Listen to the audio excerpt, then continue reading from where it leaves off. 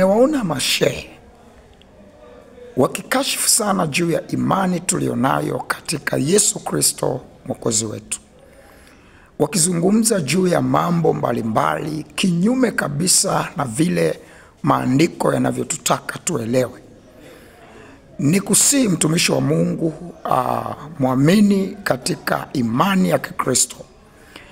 Katika jambo lolote unalolifanya kwa imani katika Mungu ambaye unamtegemea, madam kama unaujua ukweli wa kimsingi kuhusu Mungu unayemwamini, usiwe na muda wa kushindana na kubishana nao. Endelea mbele, kwa sababu chochote unachokifanya hautakifanya vizuri kwa sababu watu wameunga mkono, kwa sababu watu wameongea juu ya mambo mbalimbali. Utafanya vizuri pale unapojua kuwa nini unafanya unachofanya na ni nani aliyekuagiza kufanya. Na je, unamjua huyo aliyekuagiza kufanya unachokifanya? Una uhakika gani kwamba ndiye? Ukiwa na uhakika juu ya mambo kama hayo, huna haja ya kubishana na kuumbana na watu.